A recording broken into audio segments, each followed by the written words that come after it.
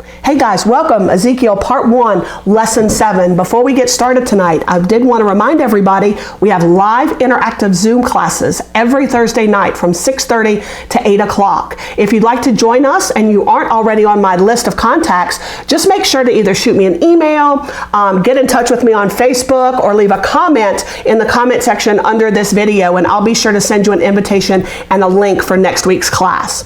All right, before we get started on chapter 20, I did want to review some of those time frames that we've already seen throughout Ezekiel. Our first one is actually in chapter 1, verse 1, and it's in the 5th year, the 5th day, and the 4th month of exile. And that's actually a lot of people's exile. Namely speaking, Jehoiachin, the king of Jerusalem, Ezekiel, and about 10,000 other captives that were brought over to Babylon. So the 4th month, that would be, really it depends what calendar they were using. There were two. There was a sacred calendar, which would make it the month of Tammuz, somewhere around our June, July. They also had a civil calendar, and that would have been the month of Tebet, which would be either December or January. I don't know really what calendar they used. I assume they used the sacred calendar, but we really don't know for sure. So this would have been the year around 592 BC. We don't get another time frame until chapter 8. And in that one, it's the 6th year, the 5th day, and the 6th month. So if we're going by the sacred calendar, that's the month of Elul. That would have been August, September. If we're going by the civil calendar, that would have been the month of Adar. That would have been somewhere like February, March. And because we count down when we're in BC, that would have been sometime around the year 591. But if you remember, the 3rd siege of Jerusalem was in 586 BC. So as of this chapter, as of chapter 8, that hadn't happened yet. We're still roughly 5 years away. We have another time phrase right here in chapter 20, verse 1. And in this one, it's the 7th year, the 5th month, and the 10th day of Jehoiachin's exile, which would have also been when Ezekiel and those captives were taken. So the 5th month would have been either the month of Av, if we're looking at the sacred calendar, which is July, August. And if you look all throughout Israel's history, the month of Av is very, very significant. If we're going by the civil calendar, it's Shabbat, not to be confused with Shabbat, but Shebat, which would be January or February.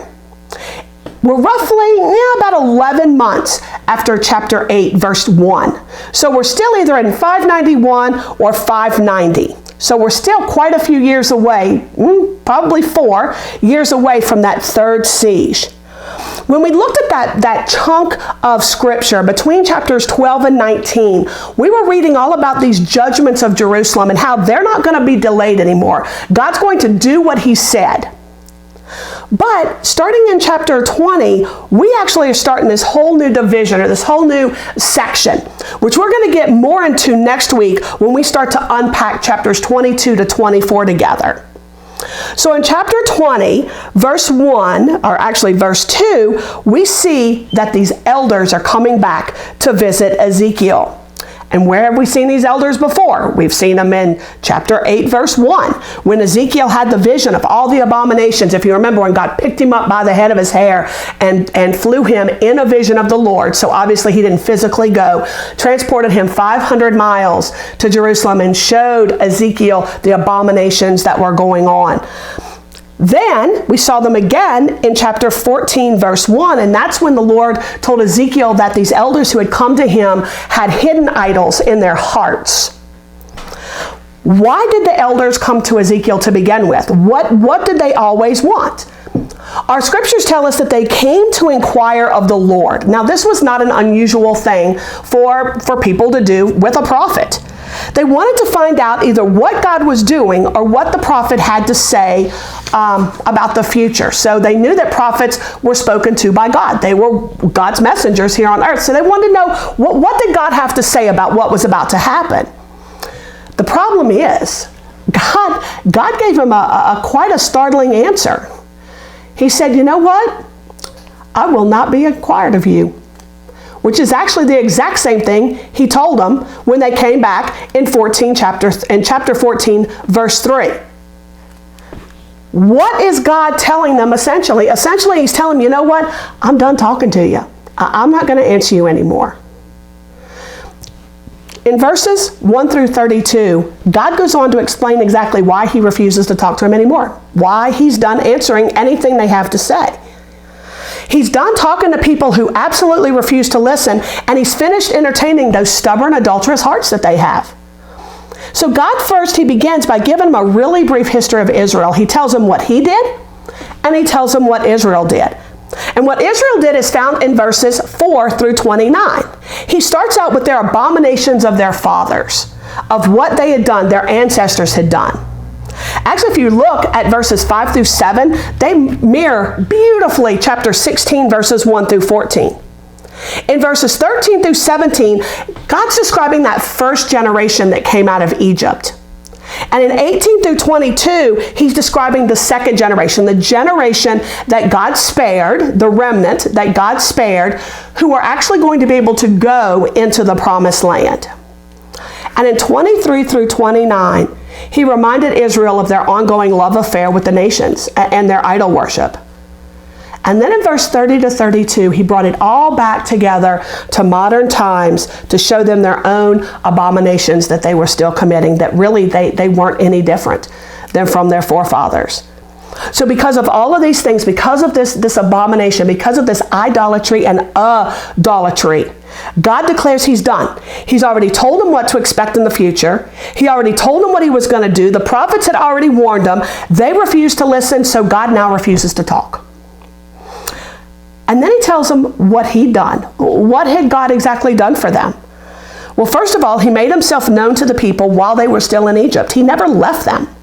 He promised to bring them to the glory of all the lands, to the land flowing with milk and honey. They were going to live in houses they didn't even build. They were going to eat from crops they never had to plant. God was literally handing them a turnkey nation, ready to move into. He gave them his statutes. He gave them all his Shabbats, all his Sabbaths, while they were in the wilderness. And why did he do it? He did it to sanctify them. And the word for sanctify, the root word of that is kadosh. The root is holy. He did it to make them holy, to make them set apart, to make them look different, act different, be different from all those nations that were around them. If you think way back to when, almost 2 years ago when we studied covenant together, does anybody remember what Shabbat or Sabbath is actually a symbol of? It's a symbol of the Mosaic covenant. And if you look in Exodus 31, 12 through 18, you'll see that. So for all that God gave them, for all that God blessed them with, what did Israel do? They rebelled. They didn't turn away from their idols of Egypt. They rebelled in the wilderness. They rejected his ordinances. They profaned Shabbat. And profane is halal. It means to pollute it, to violate it, to show that it has no more honor, and to treat as common. It's actually the exact same word in the Ten Commandments when it says, don't say the Lord's name in vain. Don't treat God's name just as some other common, ordinary name, because it's a holy name. And now they were treating his Shabbats just like any other normal, regular day of the week. And then they rejected, they ma'ak. They despised, they refused to follow all of his ordinances and all of his laws. Even their children in the wilderness, they all rebelled the exact same way. So if you think back to chapter 18, God already told them, you know what? The children, and even into these generations who were taken into Babylon, they were being punished because of the sins that their fathers committed way back when they came out of Egypt. They were being punished because they continued the rebellion and the sin and the idolatry and the idolatry that their fathers had also done. So, if you look in verses 9, 14, 22, 39, 44, we see several repeated words, a whole repeated phrase that said, God resolved. That's a mar, to speak, to think, to command, to promise, to allow. So God resolved to pour out his anger and his wrath on them. But then, it says he withdrew his anger for his name's sake. In verse 13, it says that God intended to annihilate them. God's plan was to kala, to consume them, to put them to an end, to cause them to fail. But why did God choose not to pour out his wrath? Why did he choose not to annihilate the people? So that his name wouldn't be profaned in the nation's sight. But now Ezekiel's telling the elders in Babylon that the Lord was no longer going to hold back his wrath and his anger. He was going to pour it out regardless of what the nation saw and regardless of what the nations thought. As a matter of fact, in previous chapters, we saw that when God takes them out, then the nations will know that he is the Lord. In verses 33 through 44, we see that the pattern that God's already established. After he gives Ezekiel all this bad news, after Ezekiel tells the prophets what's going to happen for the umpteenth time, God ends again with a promise. And God's promise is that he will be king over Israel. But it's not going to happen until his wrath is poured out on them. So after his wrath is poured out and after he becomes king, God lists 5 things that he's going to do for them. First, he's going to bring them from the people. He's going to gather them from where they were scattered. Then it says he's going to bring them back to the wilderness of the people, and he's going to judge them face to face. Then he's going to bring them back into covenant. When God made a covenant with the Israelite people, God didn't break his side of it. They broke their side of it. But just because the people broke their part of the covenant did not end the covenant, because God is a covenant-keeping God. So what he's going to do once he brings them into the wilderness and he judges them, he's going to bring them back into his covenant. He's also going to purge all the rebels from them. They're still going to be redeemed from the nations, and they're still going to be brought to the wilderness. They're still going to be judged, but the problem is they're not going to be allowed to go back to Jerusalem again. Why? What are they going to know when this happens? That he is the Lord. This is used 6 times in chapter 20. Hopefully you guys have been marking them throughout this entire book of Ezekiel. And after that, they're going to listen to him. They're going to shema. They're going to listen and they're going to obey. And they're not going to profane his holy name anymore. And they're not going to worship idols anymore. They're all going to serve him on his holy mountain. And then according to verse 43, they're also going to regret all of their sins. So when God has dealt with him for his name's sake, they'll know he's the Lord. And that's the time that God's going to sanctify them. That's the time they will truly be set apart. That's when Israel is going to be holy. Has this happened yet? No. We know that there's a partial fulfillment because we know that God did gather them, and we know that some of them did go back to the land. But it's the same time frame that Ezekiel speaks of in chapter 16, verses 62 and 63, and chapter 17, verses 22 through 24. It's an end time full fulfillment. The end of this chapter, verses 45 through 49, Ezekiel prophesies against another land. He prophesies against the Negev. And if you look at the map that came with your homework or any ancient map, you'll see that the Negev is just south of Jerusalem. And it says that God is going to send a fire and he's going to consume it. And that actually did happen. When Nebuchadnezzar came and burned the people of Jerusalem, or burned the city, of Jerusalem, and he killed the people, the Negev was also destroyed. And this is a message directed to the mountains of Israel and to the land. And this is exactly what we saw in chapter 6 and 7. And so after all of this, after God explained again, even though he said he wasn't going to tell them, he told them anyway. It's like this is his last time. He's not going to do this again.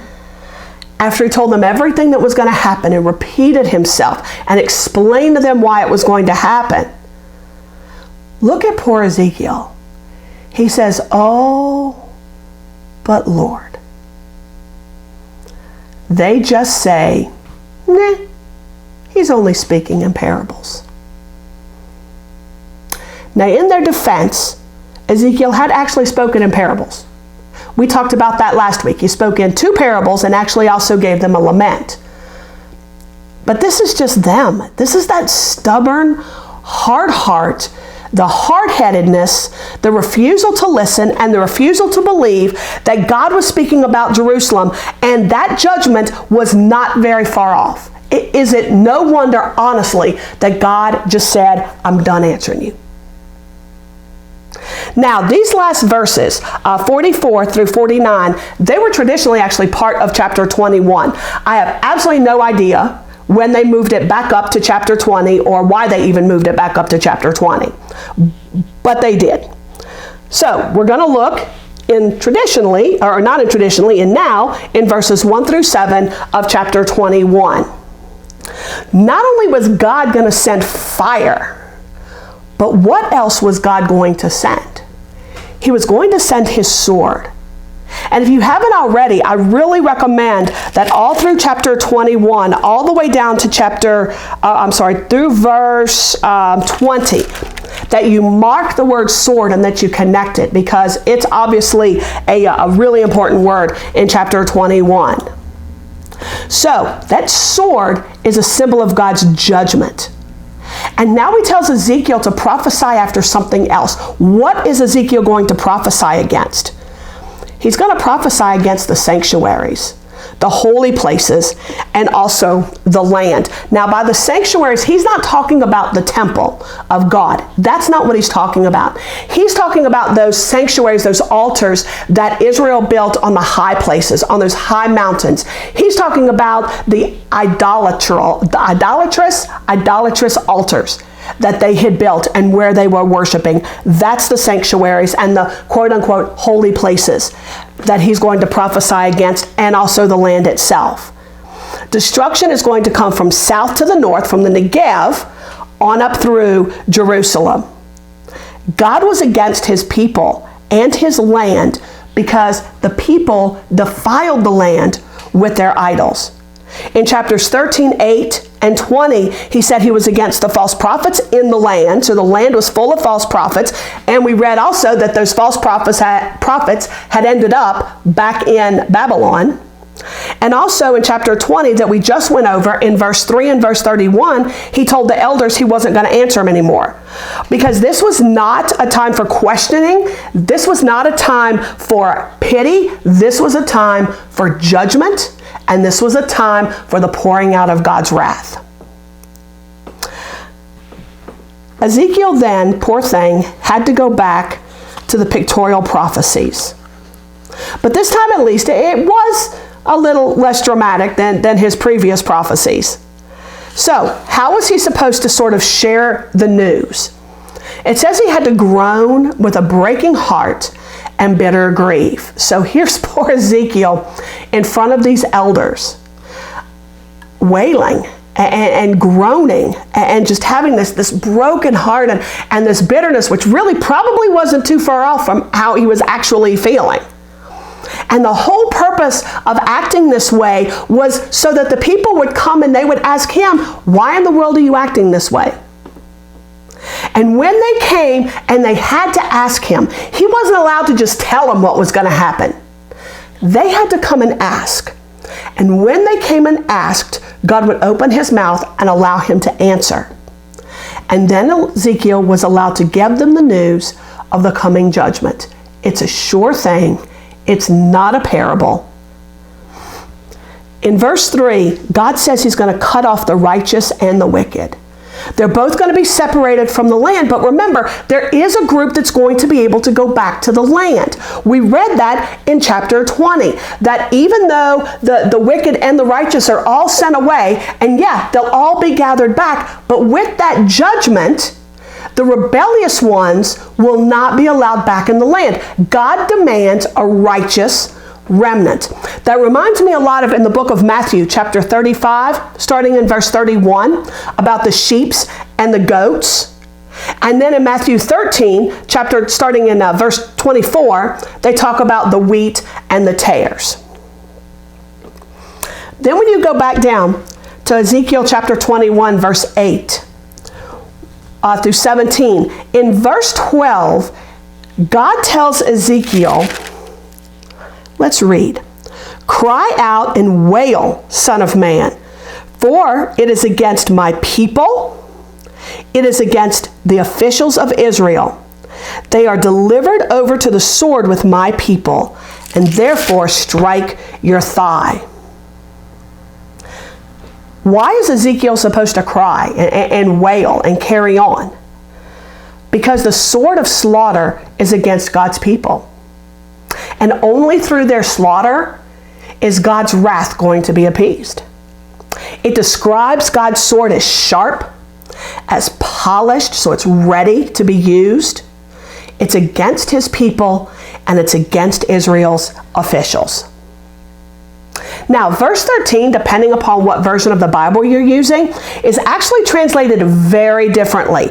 I use NASB. I use the New American Standard Bible as my kind of base study Bible. I know some of you may use ESV, and verse 13 is completely different depending on which one of those versions you're using. In NASB, the New American Standard Bible, verse 13 reads like this: "What if even the rod which despises will be no more?" Now that could really refer to the king of Judah during this third siege, who was King Zedekiah. And the rod could refer to like a scepter. So that could be like indicating his rule or his kingship. So what if the king of Judah, who despised the correction in the previous two sieges, will be no more? And we know that there is no king in Judah or even anywhere in Israel after 586 BC. Now the ESV reads this way: "What could it do if you despise the rod?" Now grammatically speaking, that "it" would go back to the sword. So therefore, asking how can the sword of correct you, how can this judgment correct you, since you despised the rod of correction, which would have been the previous two sieges? It's a rhetorical question, because the answer is it can't. The third siege is not for correction, it's for judgment. So then moving on to verse 14. What do you think is meant in verse 14 of chapter 21 when it says, "You therefore, son of man, prophesy and clap your hands together, and let the sword be doubled for the third time"? I think that third time is the third siege, when God's wrath will be appeased. The third siege of judgment. With that in mind, let's take a real quick go back to verse 12. Could then verse 12 be a reference to the sword being against my people, and Israel's officials refer to the first and second sieges?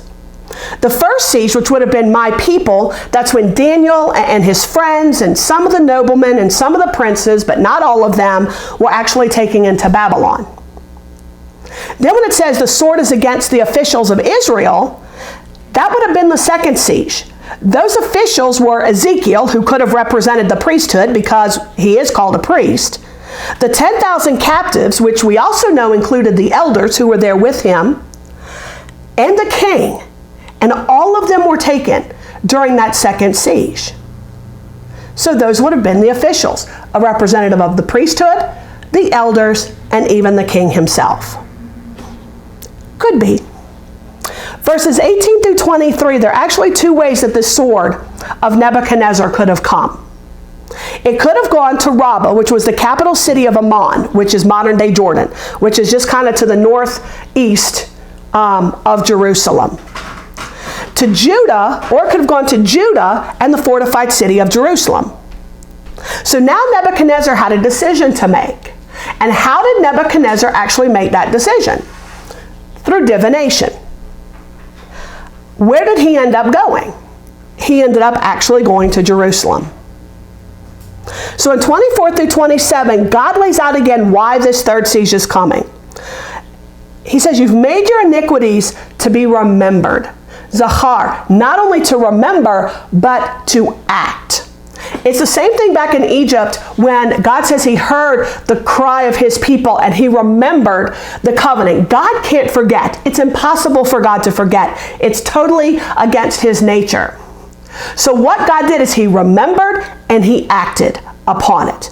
So they said, this means you've made your iniquities to be remembered. They continue to happen so many times that I can't even forget. I can't even decide not to act on them. I have to act upon them because you necessitated them through the repetition of constantly being sinful and constantly putting these idols in my face. You've necessitated me acting upon them. And it says you've never even tried to hide your transgressions. Now, if you look at verse 25 of chapter 21, it says, and you, O slain wicked one, the prince of Israel, whose day is come in the time of the punishment of the end. Who do you think is that wicked one, the prince of evil, whose day has come? Who could that be referring to? I happen to think it has to deal with Zedekiah, the king of Israel, who was evil and who was taken out during the third siege. In verse 26 it says, thus says the Lord God, remove the turban and take off the crown. This will no longer be the same. Exalt that which is low and abase that which is high. To remove the turban. Well, who wore a turban? The priests wore a turban. So if we're going to have that turban removed, then there's not going to be a priesthood anymore. And if you have to remove the crown, well, who wore the crown? The king. So there's not going to be any more kings, and there hasn't been a legitimate king in over 2,600 years. It's actually like 2,606 years. Have there not been a king, a legitimate king in Israel? The economy is also about to change because God is about to abase or put down the high. And he's going to exalt the low. And in verse 27 is another promise, although it really doesn't look like a promise. We know that it is. In verse 27 it says, a ruin, a ruin, a ruin. I'll make it a ruin. This also will be no more until he comes whose right it is, and then I will give it to him. So who is he whose right it is that God's going to give it to him? We can also find that all the way back in the book of the beginnings in Bereshit, in Genesis, verse 49, chapters 8 through 10. This is when Jacob summoned all of his sons. He was pretty much on his deathbed, and he wanted to bless each one of them. And this is what he says, starting in verse 8 of chapter 49 of the book of the beginnings of the book of Genesis. Judah, your brothers will praise you. Your hand will be on the neck of your enemies. Your father's sons will bow down to you. Judah is the lion's whelp. From the prey, my son, you have gone up. He couches, he lies down as a lion, and as a lion, who dares to rouse him up? The scepter will not depart from Judah, nor the ruler's staff from between his feet, until Shiloh, who is Messiah, comes. And to him shall be the obedience of all the people. So who is he whose right it is, and who is he going to give it to? Messiah. This is another messianic prophecy in the book of Ezekiel.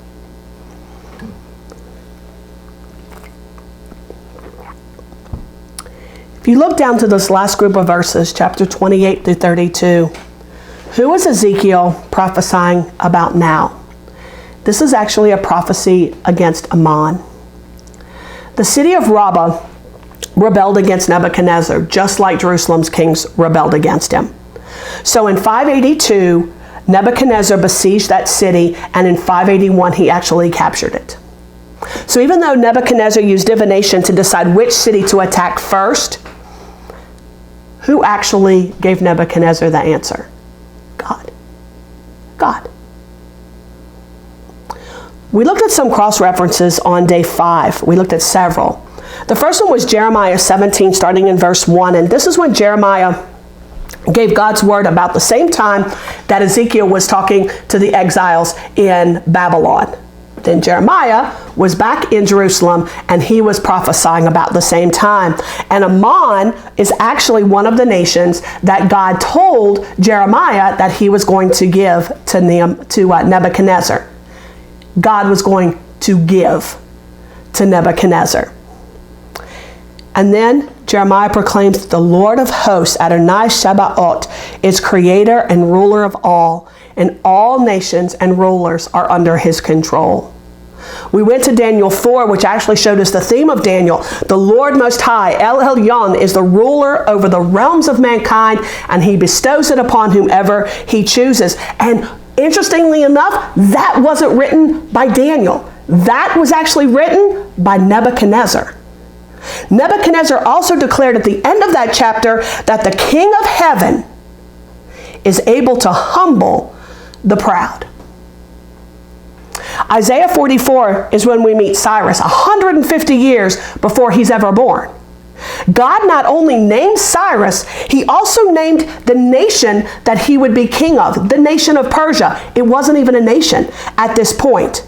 He also said that Cyrus would perform his purposes exactly the way Nebuchadnezzar did. God said, who is to say of my servant Cyrus? 150 years before he was born, ruler of a nation that didn't even exist at the time. In 2 Chronicles 36, verses 22 through 23, we read that God stirred up the heart of Cyrus, who actually proclaimed, just like Nebuchadnezzar, that God is the King of heaven. After that, he actually released the captives to go back and rebuild the temple and to go back and live in Jerusalem, and he paid for it. So where else do we see captors paying the captives to leave? Second book of the Bible. Go back to Exodus, chapter 12, verses 36 through 38. And it says, actually, I'm going to back it up a little bit, to 35. Now the sons of Israel had done according to the word of Moses, for they requested from the Egyptians articles of silver and articles of gold and articles of clothing. And the Lord had given the people favor in the sight of the Egyptians, so that they let them have their requests. Thus they plundered the Egyptians. The Israelites asked their captives for gold and silver and clothing, which was actually later used in the construction of the temple and the Ark of the Covenant. And they gave it to them. Just like Cyrus, much later, is going to give back all of the relics that Nebuchadnezzar stole from the temple. And he was going to pay them to go back home and to build a temple back to God.